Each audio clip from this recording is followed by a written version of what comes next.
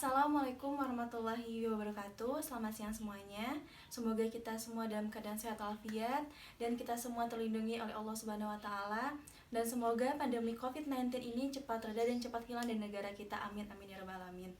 Yang terhormat Ibu Dr. Kholiza Suralaga MKes selaku dosen mata kuliah promosi kesehatan. Perkenalkan, nama saya Silvi Rahayu, saya perwakilan dari kelompok 2.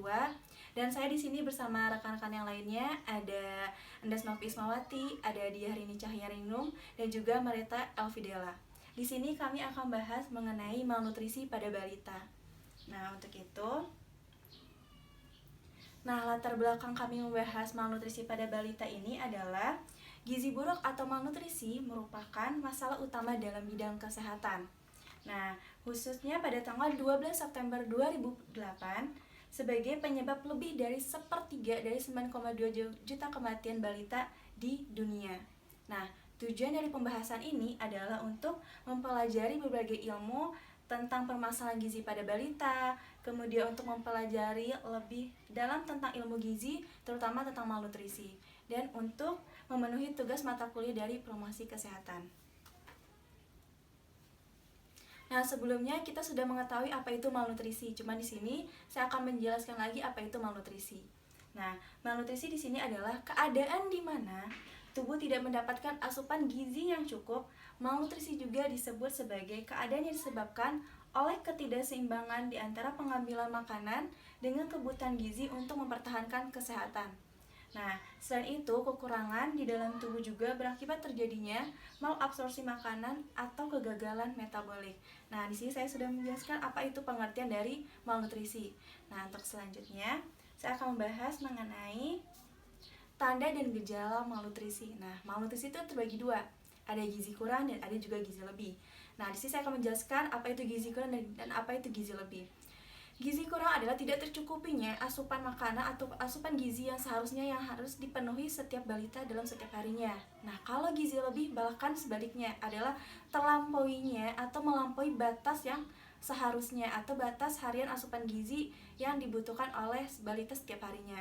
Jadi, tanda dan gejala oleh gizi kurang ini biasanya suka kita temui pada anak-anak yang berbadan kecil, mempunyai berat badan yang cukup kecil, kemudian mempunyai perut yang membuncit, bahkan pipi dan mata mereka yang cekung. Kemudian kalau pada gizi lebih, kita menemukan anak-anak dengan berat badan yang berlebih, tubuh yang gemuk, bahkan ada yang sampai kesulitan untuk bernafas. Nah, itu adalah tanda dan gejala dari malnutrisi tersebut. Nah, untuk selanjutnya, kami akan membahas mengenai penyebab dari malnutrisi. Ada berbagai penyebab malnutrisi pada balita.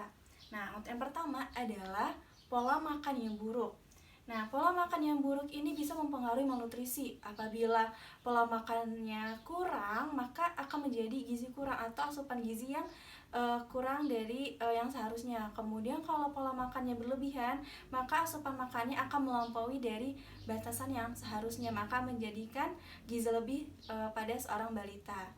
Nah, kemudian masalah kesehatan mental. Nah, masalah kesehatan mental ini mempengaruhi untuk terjadinya malnutrisi pada balita. Nah, selanjutnya ada ketidakseimbangan antara energi yang masuk dan keluar dari tubuh.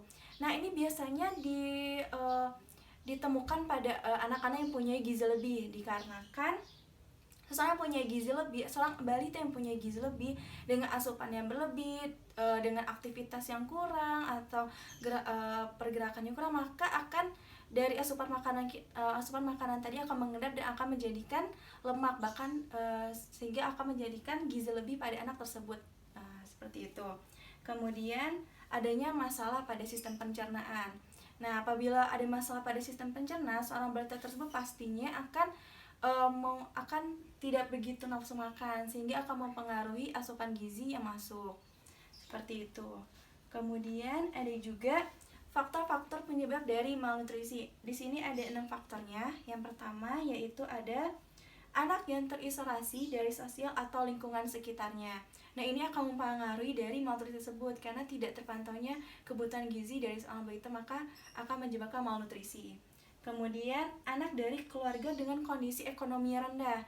Nah, biasanya dengan ekonomi rendah, dengan kebutuhan pangan yang dengan seadanya, mereka tidak terlalu memikirkan atau tidak terlalu memantau atau terlalu memantau kebutuhan gizi dari seorang balita tersebut.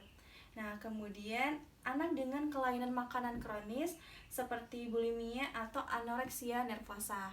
Nah, kemudian anak yang dalam masa pemulihan setelah penyakit atau kondisi yang serius. Nah, biasanya seorang yang sudah sakit ini akan mempunyai nafsu makan yang kurang sehingga kebutuhan gizinya pun tidak tercukupi. Nah, sesudah itu anak yang suka makan terlebih dalam porsi yang sangat banyak ya. Nah, ini sudah dijelaskan dalam sebelumnya tadi. Apabila anak yang berlebihan, suka makan yang banyak, maka akan melampaui kebutuhan dari kebutuhan setiap harinya. Kemudian yang terakhir, anak dengan gangguan kesehatan tertentu yang mempengaruhi nafsu makan, berat badan, serta kemampuan penyerapan nutrisi dan sistem pencernaan. Nah, di sini selanjutnya ada cara mendiagnosis malnutrisi. Itu ada dua, ada tes hematologi dan tes protein. Nah, tes hematologi itu apa? Nah, tes hematologi ini adalah tes pemeriksaan hitung darah lengkap atau CBC dengan melibatkan sel darah merah. Sedangkan tes protein adalah tes mengukur status gizi terkait protein dengan menilai kadar serum albumin, protein pengikat retinol, prealbumin, transferin, keratinisasi, dan nitrogen urea darah. Kemudian juga diperiksa dengan mengecek kondisi fisik secara lengkap dan penilaian status gizi. Nah, itulah dari cara mendiagnosis dari malnutrisi tersebut. Kemudian di sini kami akan menjelaskan mengenai gambaran terjadinya malnutrisi. Gambaran terjadi malnutrisi ada dengan anak dengan gizi kurang dan anak dengan gizi lebih. Jadi sudah saya jelaskan sebelumnya mengapa bisa anak dengan gizi kurang dan anak gizi lebih. Di sini gambaran terjadinya yaitu kalau pada anak gizi kurang biasanya dengan seorang balita yang hidup dalam lingkungan ekonomi atau dalam lingkungan keluarga yang ekonominya rendah, maka akan mempengaruhi dari kebutuhan gizi tersebut, karena kebutuhan pangan yang seadanya maka akan menyebabkan tidak terpantaunya gizi atau asupan makanan yang akan diadakan, sehingga kebutuhan gizi seorang anak akan kurang dari seharusnya. Seorang balita itu biasanya membutuhkan kalori sekitar 1.200 sampai 1.400 kalori. Nah, apabila dengan gizi kurang maka tidak memenuhi dari batasan tersebut atau kurang dari batasan yang seharusnya. Kemudian dengan anak dengan gizi lebih. Nah, kalau gambaran terjadi dengan anak dengan gizi lebih yaitu dengan tadi pola makan yang buruk. Nah, apabila seorang anak makannya berlebihan, seorang asupan makanannya berlebih dari seharusnya 1.200 sampai 1.400, tapi dia melebihi dari batasan yang seharusnya, maka akan menyebabkan anak dengan gizi lebih. Seperti itu. Kemudian ada pendekatan epidemiologinya. Di sini ada agent, host, dan environment. Nah, di sini saya akan menjelaskan tentang agent, host, dan environment. Agent itu adalah penyebab penyakitnya, sedangkan host adalah manusia yang terpapar dari penyakit tersebut. Sedangkan environment adalah lingkungan yang mempengaruhi untuk penyakit tersebut. Nah, untuk malnutrisi pada balita ini, agentnya adalah zat gizi yang buruk. Sedangkan hostnya adalah manusia yang terpapar, yaitu adalah seorang balita. Kenapa balita rentan untuk mempunyai malnutrisi? Karena dengan daya tahan tubuhnya masih rentan, maka mereka akan mudahnya terkena malnutrisi. Sedangkan environment adalah lingkungan. Nah, lingkungan seperti lingkungan sosial. Nah, seperti telah disebutkan sebelumnya, yaitu lingkungan sosial seperti seorang balita yang hidup di keluarga dengan ekonomi yang rendah, maka akan mempengaruhi dari malnutrisi tersebut, karena kebutuhan pangan mereka yang seadanya, mereka tidak terlalu mementingkan tentang zat gizinya, tidak